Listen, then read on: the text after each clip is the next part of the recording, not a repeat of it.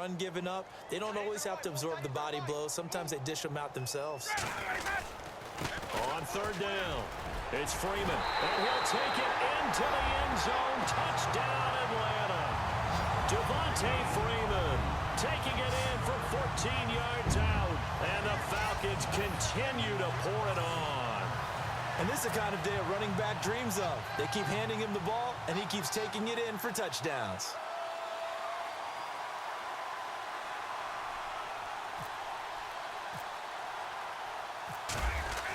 Oh, they flip it to the kicker. He looks like he's going to throw it.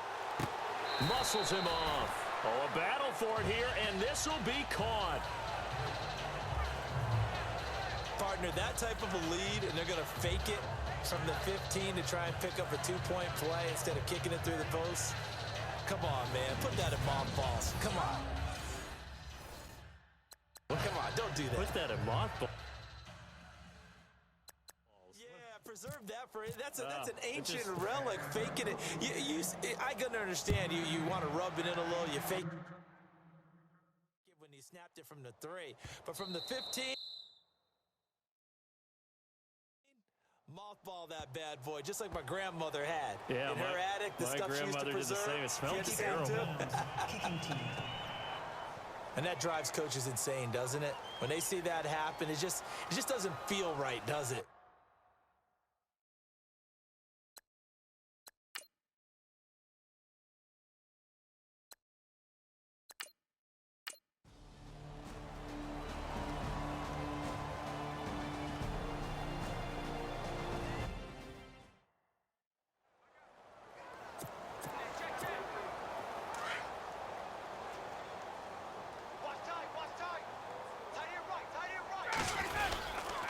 Now a handoff looking right. So he got free of one tackle but couldn't do a whole lot else.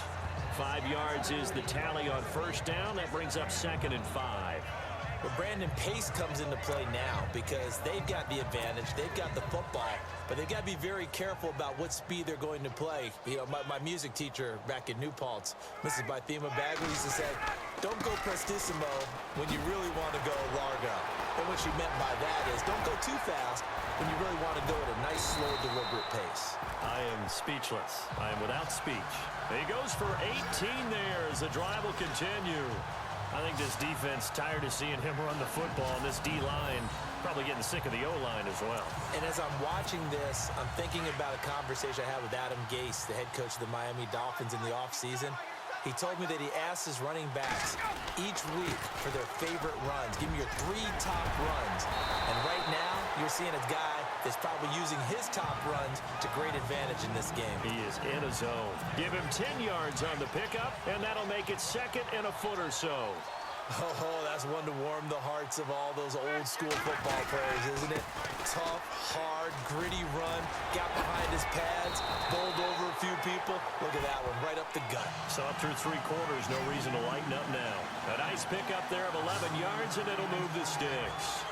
I know we're in the era of wide-open football, a lot of spread formations, more space, but there's still a spot for power football. We just saw some of it right there. How about that run? Yeah, breaking the tackle, and, you know, late in this game, he wants the football in his hands. He's had a good day.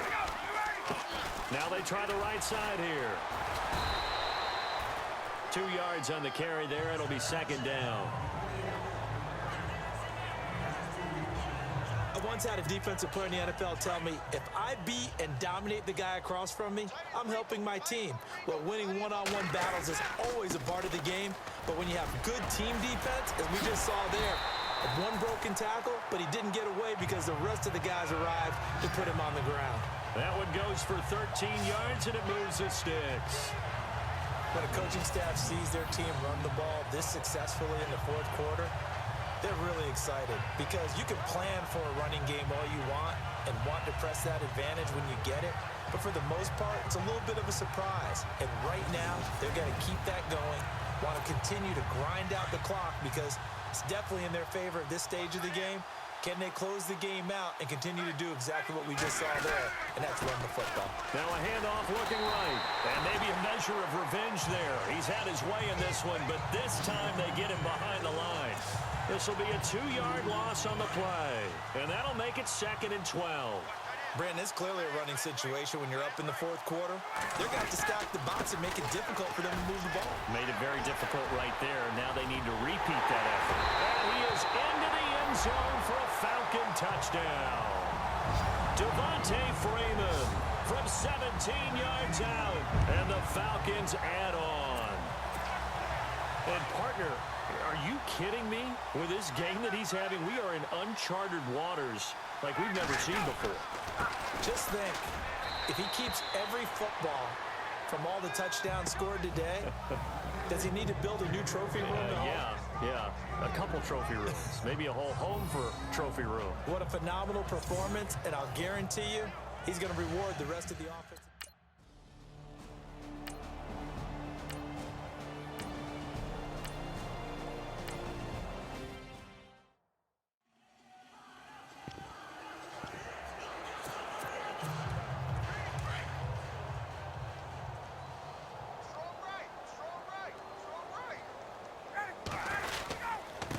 Now they try the right side here. And he'll be tackled at about the 35. After a gain of 5, they'll wind up being about a length of the football short here on third down. Frustrating for a defense, energizing for an offense. Finding a way to create that type of yardage in your running game, that'll make the guys carrying the ball very, very happy. On third down, that's Freeman. And he will have a first down as they get him to the ground at the 37. Just a gain of a couple, but good enough to keep the drive rolling. Well, sometimes, Brandon, there's just not a secret to how things get done. He's been running well all game long, and they continue to rely on him in this key situation. They told us they were going to rely on him. They have. He comes through there, a big third down conversion. Now a handoff looking right. And spins away. It's a 7-yard carry to set them up with a 2nd and 3. At this stage of the game, with the score where it is, the key here is stay in bounds, and he did just that. Not by a huge margin, but he stayed in. And those come up in what we like to call winning edge meetings. The things that you have to do, late game situations, kicking situations, doesn't matter what it is, the things you have to do to win a game, and that comes up in that meeting, then you practice it, they got to be happy to see it executed, being able to stay in bounds and work the clock. And maybe a measure of revenge there. He's had his way in this one, but this time they get him behind the line. It'll wind up being a loss of 2, and that'll bring up a third down. On this day, the ground has been his, but at least on that individual play, we just saw the defense finally with a win. Yeah, they finally got one, and that's a win for them, but all game long, he's seen the holes, and they've been huge for him. Kind of like a baseball hitter in the zone. The ball seems bigger, and he's just whacking it. These guys, they've got it going today. And now running right through it. Almost unstoppable on the ground there, as that one is good for 39. I definitely like the play call. You don't expect it on 3rd and 5, 3rd and 6, do you? You expect a pass play. Had a little courage there to call the run, and boy, they were successful. And here comes play number 6 on this drive.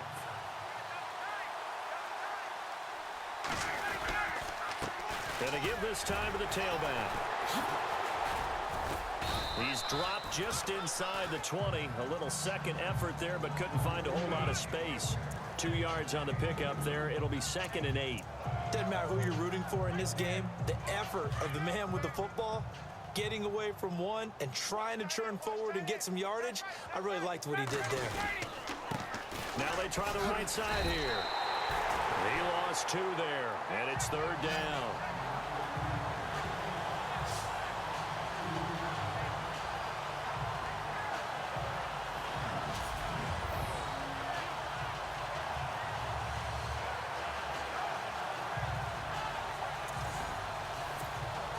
Well, this drive, they're a perfect 2 of 2 on 3rd down conversions, but they need a full 10 yards here. Time for a break. We're back to crown a champion after this. So it's Falcon football as we welcome you back. They've got a 3rd down now as they look for one more first down to help salt this one away. A loss of a yard, and it brings up 4th. Yeah, let me pop out my chest a little bit. Even though I'm not rooting for either team, that was a really nice defensive play. It's awfully fun to watch, even in an offensive game. So on 4th down, off goes Matt Ryan, and on is another Matt Bryant. Right hash, 37-yard attempt. Now before they run this fourth down play, we're going to get a timeout as they stop it prior to what will be an important fourth down. And with things looking pretty good on the scoreboard, they're going to keep the offense out there and go for it here on fourth. They'll run for it. It's Freeman. And this doesn't end well at all as they stop him far behind the line to gain. Dan Quinn's guys unable to come through there on fourth down. And the Eagles defense able to hold. So we were looking at each other up here in the booth when they went for that saying, oh, wow. Talk about trying to add in.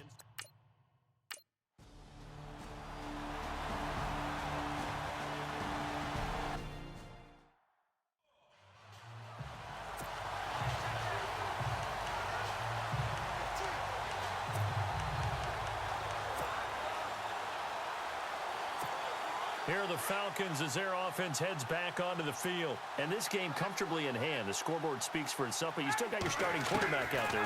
When do you go to the backup? Let him get some time. And that's one of the great questions in the NFL, Brandon, because I'm just going to tell you, in the 2015 season, I commentated on 3 games in a row. There were blowouts. And in none of them did the starting quarterback ever come out of the game for the team that had a big lead. And in each instance, I asked the coaches later on, why didn't you do that? And they all looked at me and said, just don't really do that in the NFL. And that's caught inside the 30. And they are going to score again. Yet another touchdown as they just add to their totals. And to me, that touchdown allows you to start grinning widely on your sideline. I think they pretty much locked this one away. Yeah, that's the clincher, the proverbial icing on the cake, if you will. Bryant now to tack on the extra point. And oh my goodness, this is nowhere close.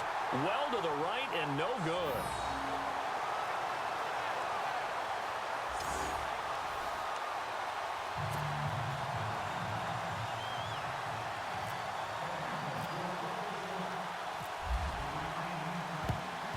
And the Eagles hands team able to cover it up.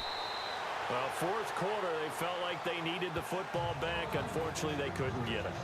And I know we brought analytics into the game, and someone has said here that the data says that when a team's expecting an onside kick, 80% of the time, the team expecting it, they do actually recover the ball, which is what we saw here. I just wonder if that number is much more of a anecdotal type of a number. Kind of like when the coaches tell us, well, when you score on special teams, 93% of the time you win the game. I'm still waiting to see that number is empirical. And his throw here is incomplete. LeGarrette Blount was the intended target. And now it's second down. Sometimes the coverage is so good, no matter what you're doing on offense, you just can't shake anyone free. They try their best to find someone open, but they took away every passing alley, every angle, and shut the play down. Once again here on 2nd and 10. Looking right sideline, but it's incomplete. He was trying to get it to Zach Ertz that time, and it's third down. But not to get too overcritical there because he knows what he's doing, but his shoulders looked a little off kilter there when he threw that. I don't think you're being overly critical there. You're just analyzing it, and he gets those shoulders right. That pass will go from incomplete to complete.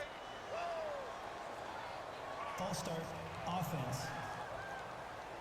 That's going to set him back 5 yards. And on third down, a nickel formation here defensively.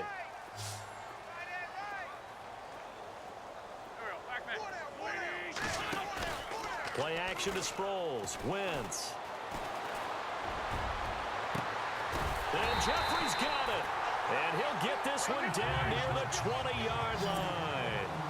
A very solid gain of 27. Throwing on first is Wentz. And that is incomplete, stopping the clock with 5 seconds to go. Torrey Smith, the intended receiver, and that'll bring up second down. Had the right idea there, trying to throw it to the sideline, but he led him just a little bit too much, trying to get it out to his receiver. Ends up falling to the ground, incomplete. One final try now for Wentz. And oh, it'll be intercepted. Ricardo Allen with a pick. Oh, and now he bowls him over. And that will write a finish to this ball game.